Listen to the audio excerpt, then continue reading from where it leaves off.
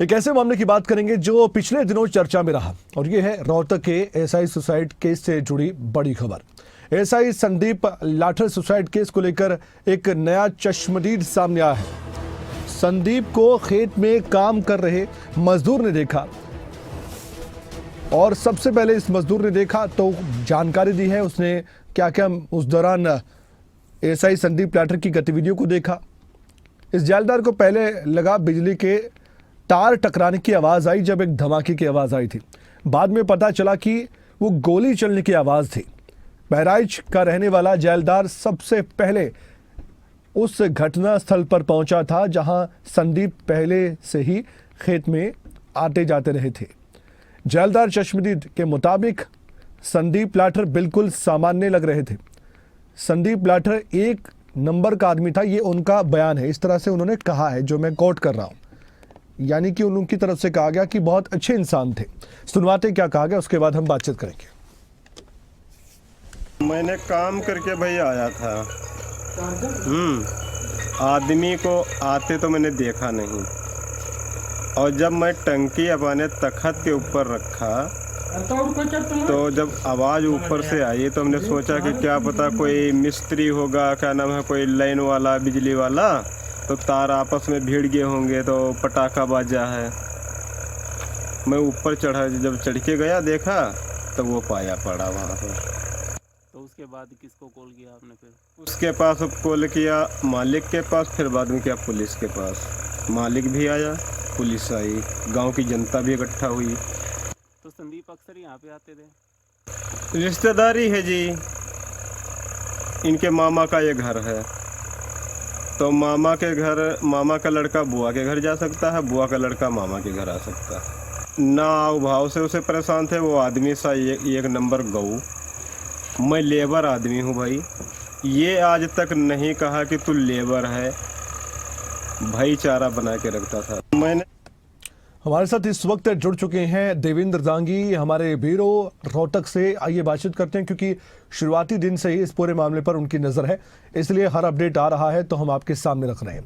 देवेंद्र, अभी आपने इस बयान को सुना और आपने ही ये बयान दर्शकों तक पहुंचाया है। आपके ज़रिए हम सुनवा रहे हैं कि एक लेबर क्लास का इंसान ये कह रहा है, वैसे तो सभी समान होते हैं, एक जैसे होते हैं, लेकिन कई सोच होती है लोगों की।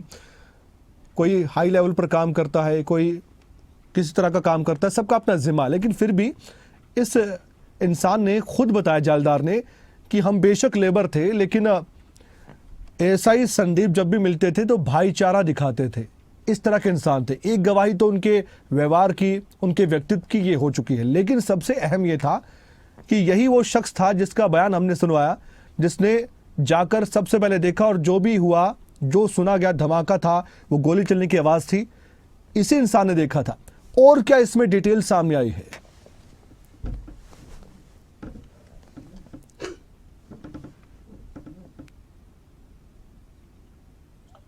देखिए कमल, बड़ी बात तो ये है कि ये चश्मदीद जो है वो पहली बार किसी कैमरे पर नजर आया, किसी टीवी स्क्रीन पर नजर आया है।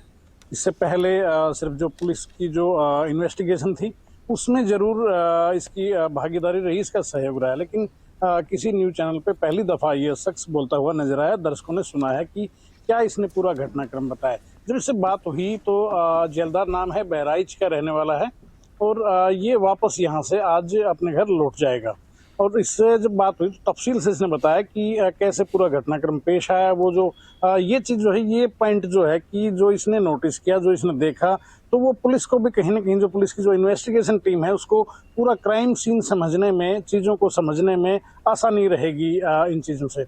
इसने जो बताया कि खेत में काम कर रहा था और बाकायदा जो धान की फसल है उस पर दवा का छिड़काव यानी कि स्प्रे कर रहा था। टंकी अपनी पीठ पर लाद कर स्प्रे कर रहा था, और स्प्रे जब वो टंकी खाली हो गई तो ये आकर वो जो कोठरा जहाँ पर संदीप लाठर ने, एसआई ने सुसाइड किया था, उसके नीचे अगर देखेंगे तो ट्यूबवेल है। ट्यूबवेल के पास में एक तख्त रखा हुआ है लकड़ी का, हमने भी वो चीज़ें देखी थी। वहाँ आकर बैठा था, अपनी टंकी उतारी, और इसके बाद वहाँ ये कुछ पल सुस्ताने के लिए, कुछ पल रेस्ट करने के लिए वहाँ बैठा था। इन बिटवीन इसको एकदम से पटाखा बजने जैसी आवाज़ जो है सुनाई दी, जैसा कि जालदार नाम है इसका, जो बताया इन्होंने।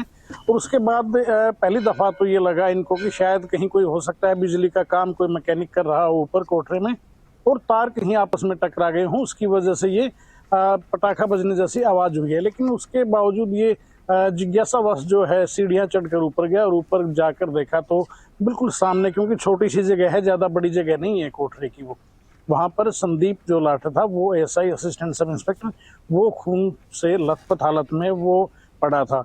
और जो जेलदार ने बताया कि इसके बाद तुरंत इन्होंने जो है वहां से वहीं मौके पे खड़े रहकर उनके जो मामा के लड़के हैं संजय देसवाल, उनको कॉल की और फिर उसके बाद पुलिस को कॉल की। तो पूरा घटनाक्रम जो है वो बताया गया है। इसने जो चश्मदीद है जेलदार, इसने बताया कि कैसे ये घटना पेश आई है। पहले का भी जिक्र किया है कि कई बार अपने मामा के घर आता रहता था, क्योंकि देखिए उसकी पोस्टिंग रोहतक में थी, रोहतक के कुछ किलोमीटर पे ये गाँव पड़ता है और खेतों में आमतौर पर बताया कि वो आ जाता था।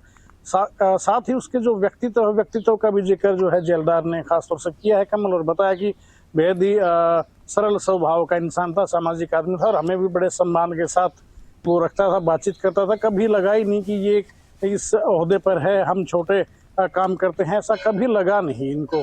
स्पष्ट तौर पर कहीं न कहीं ये कहा कि जो जेलदार ने कि बिल्कुल एक नंबर का गऊ आदमी था, यानी कि अगर सरल भाषा में इसको समझाएं दर्शकों को कि एक नंबर का गऊ आदमी, यानी कि बेहद ही साधारण और जमीन से जुड़ा हुआ आदमी कहीं न कहीं बताया, बेहद सौम्य व्यवहार का इंसान जो है इसको बताया गया है जेलदार की जुबानी।